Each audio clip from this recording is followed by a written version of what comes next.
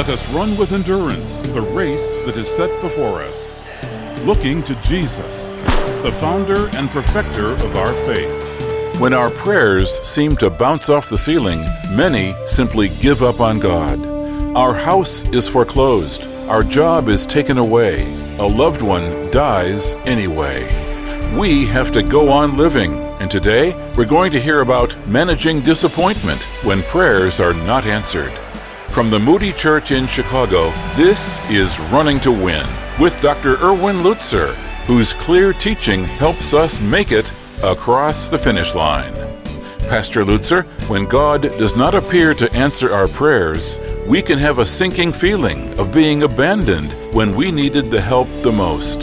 Dave, I think that we've all been there, especially those who are struggling with depression, those who are going through horrendous suffering, unanswered questions, perhaps the death of a family member, as you mentioned in your intro. And we begin to think that God has abandoned us, and we begin to ask the question, where are you?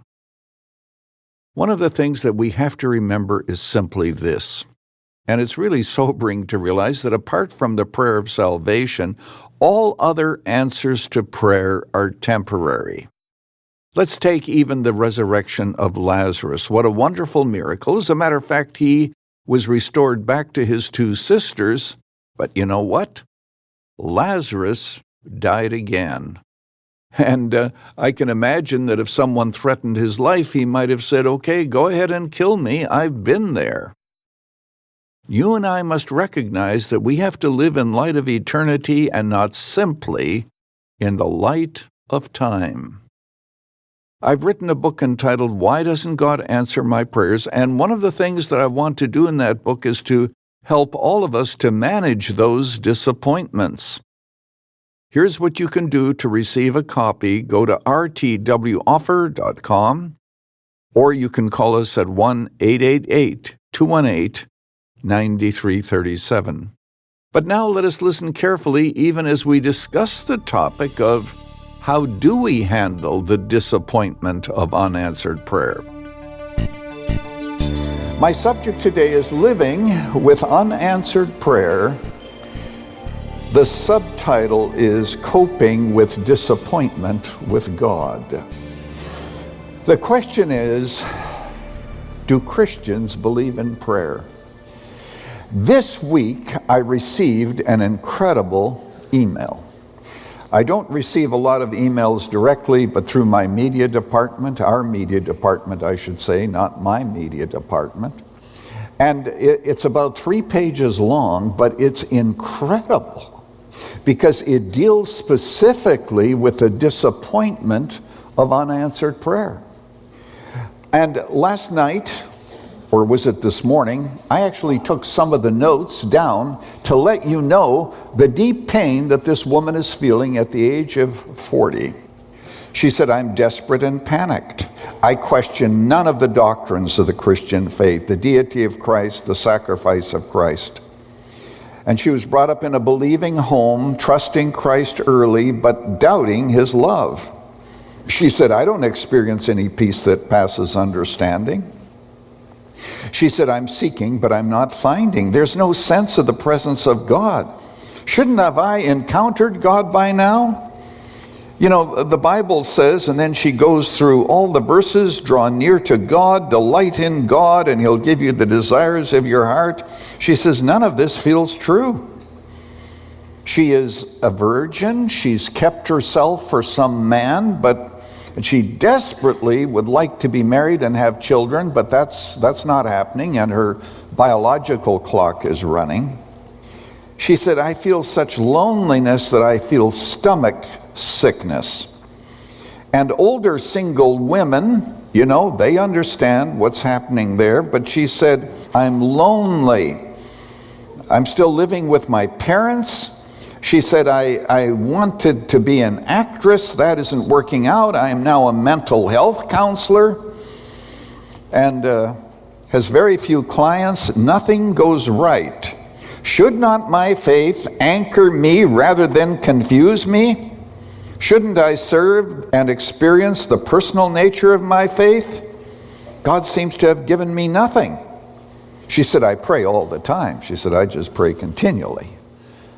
And I really have no sense. In fact, there's one phrase that comes to mind. She says, it is as if I am talking into a vain atmosphere. Where is God in the midst of my struggle?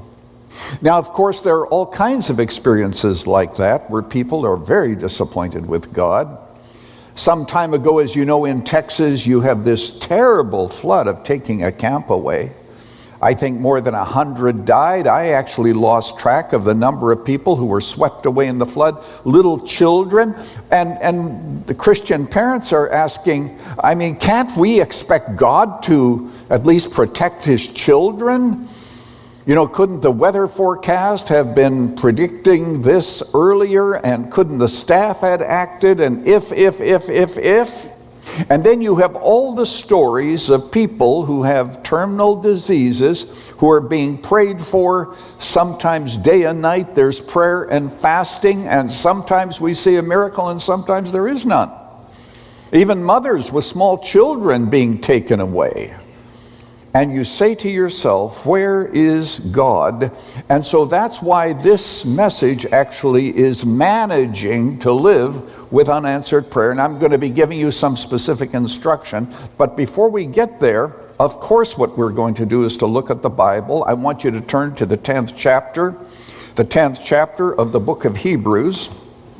Hebrews chapter 10, where we encounter some suffering Christians and where we have one of the greatest statements of faith in chapters 10 and 11 of the book of Hebrews. And so if you were to turn there now, I want you to be able to grasp the kind of suffering that these believers are enduring without any interference or deliverance from God.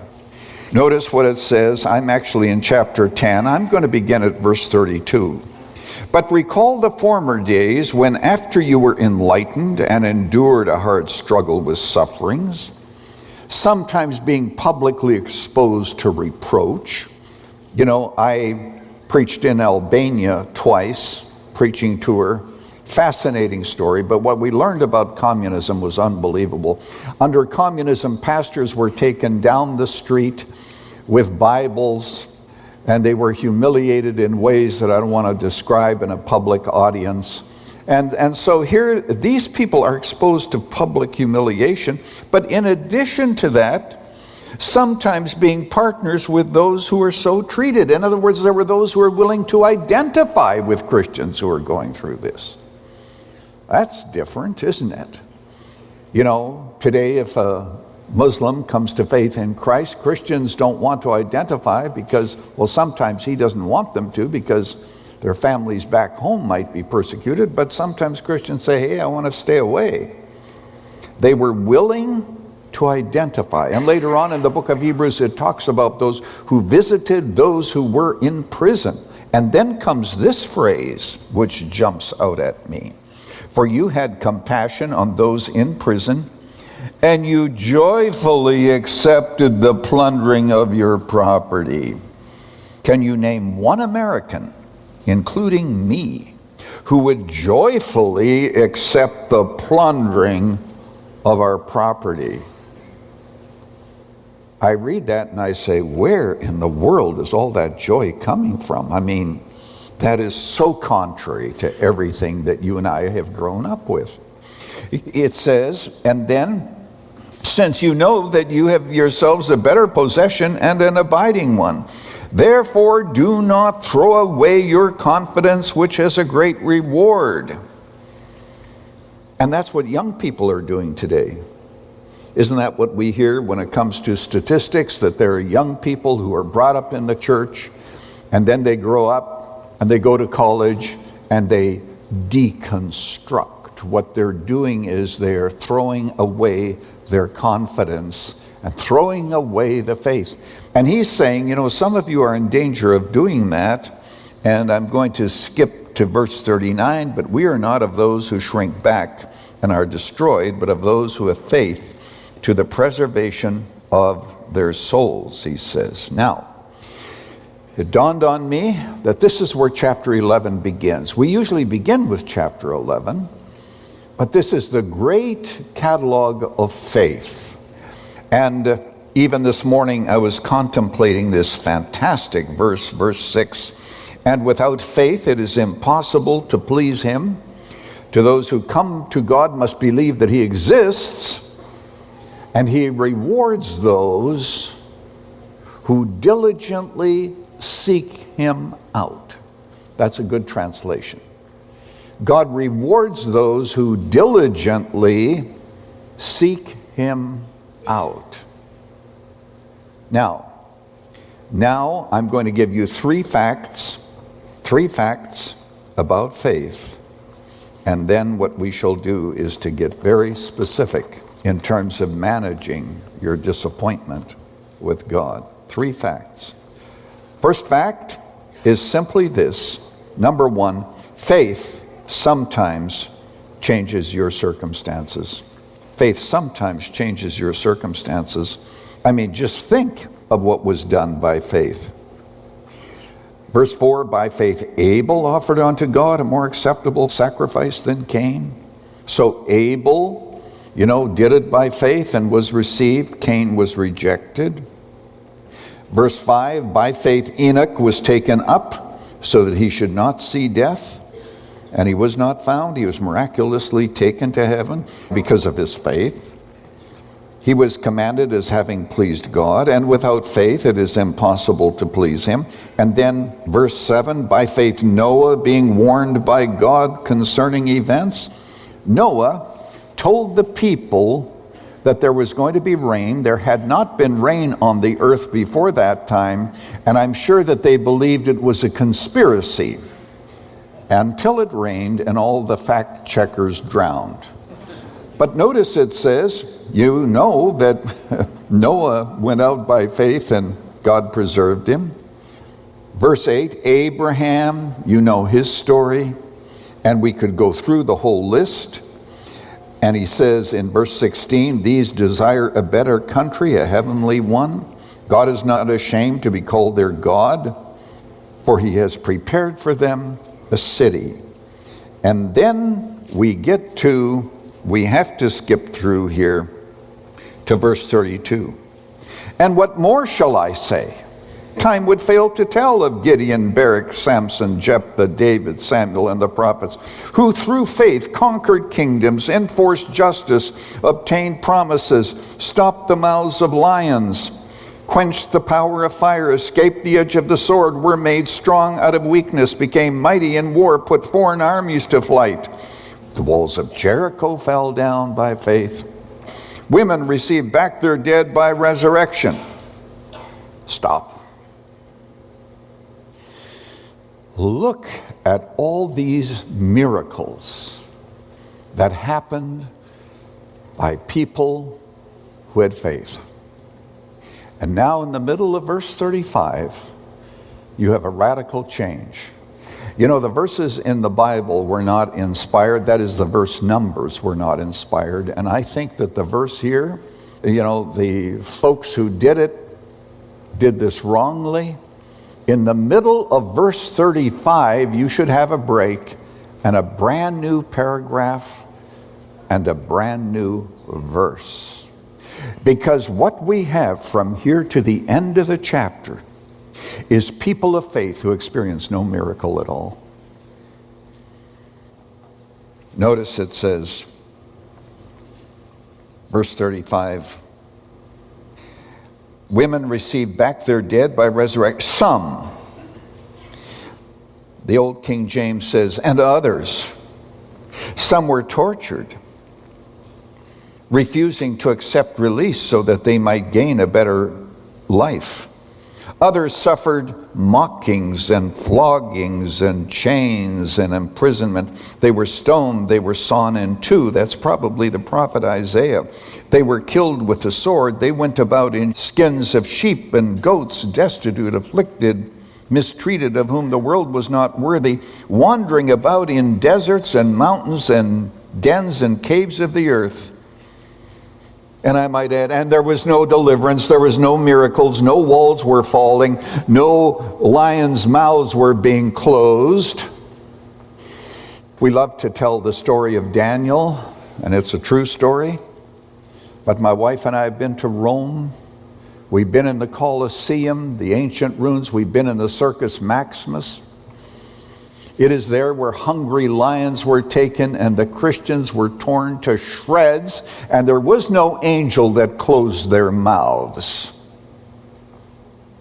But I want you to notice this: these folks who experienced no miracles are also, of course, they are heroes of faith. You don't need to experience a miracle in order to be a hero of faith. You have to be able to endure.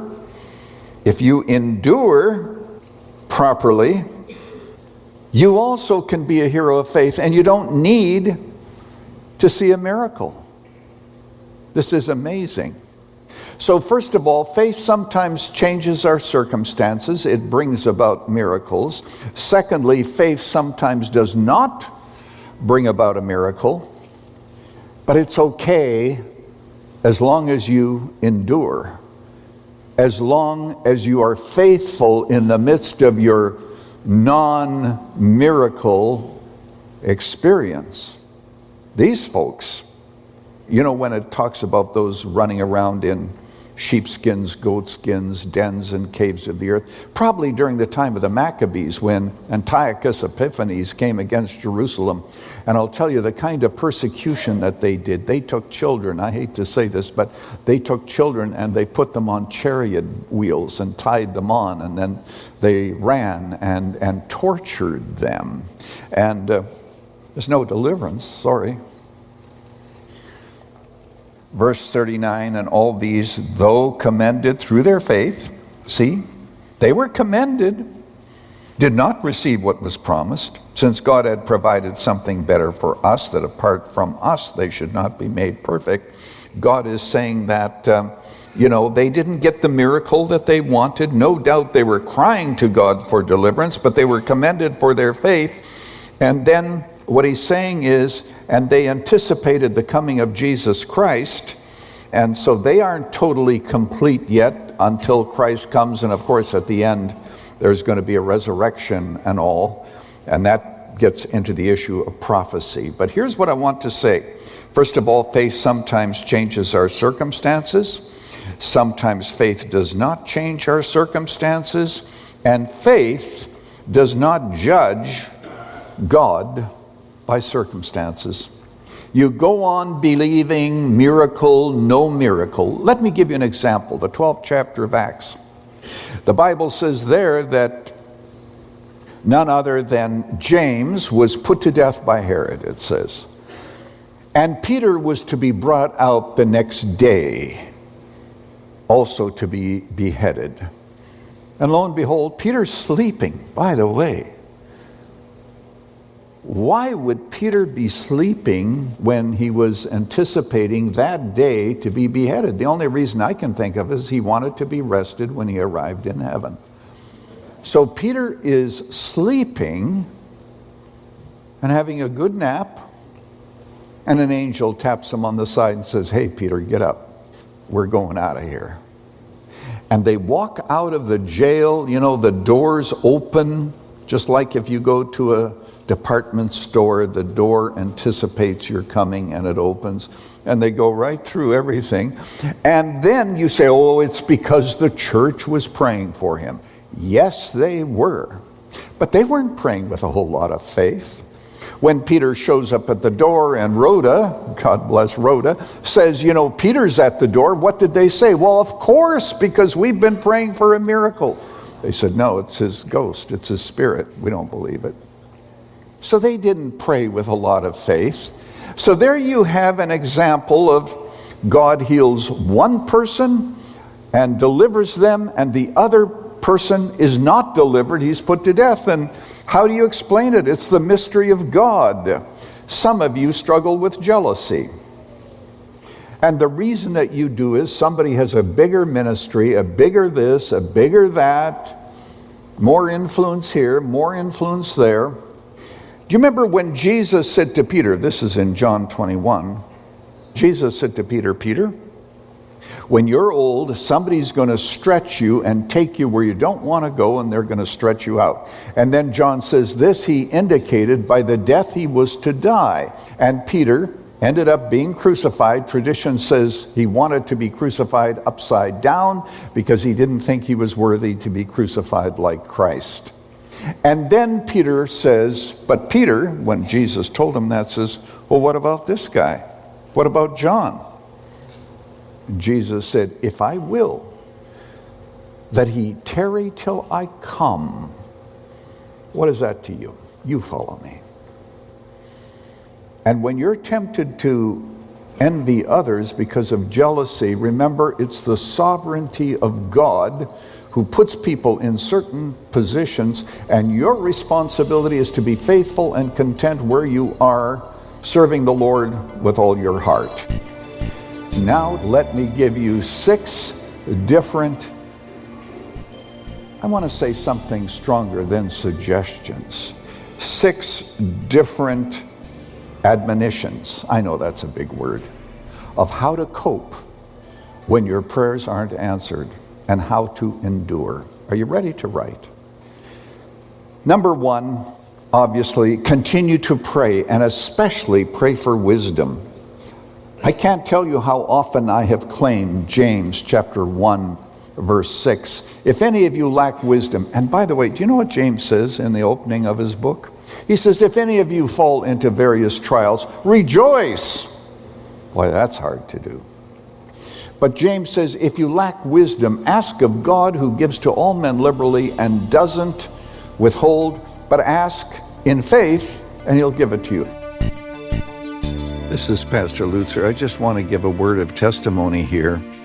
You know, from time to time, all of us envy others. We envy those who we think are more successful than we are. And we begin to ask the question, well, what about me? What about him? What about her?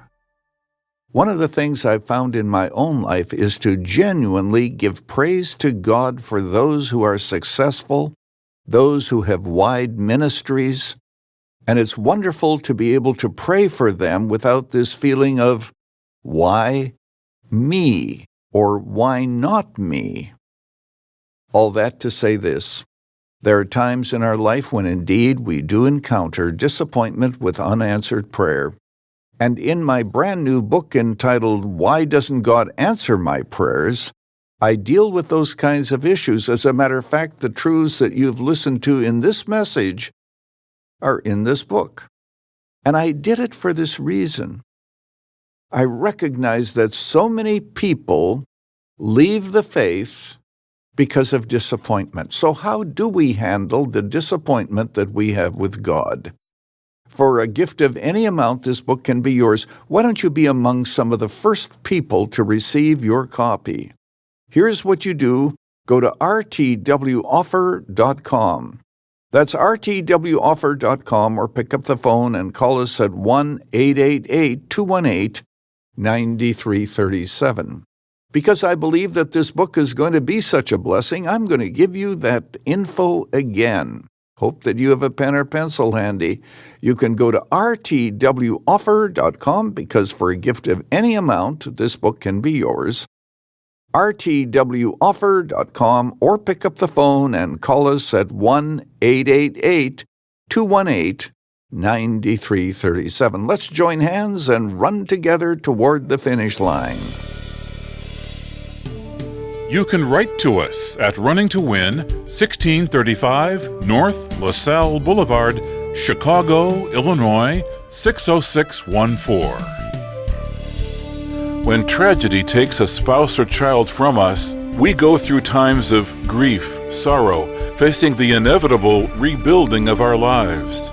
Making sense of the prayers we prayed that were not answered is an ongoing challenge as we pick up the pieces. Next time, we conclude our series on the triumph of unanswered prayer with final thoughts on managing disappointment when prayers are not answered. Plan to join us. Thanks for listening. For Pastor Erwin Lutzer, this is Dave McAllister. Running to Win is sponsored by the Moody Church.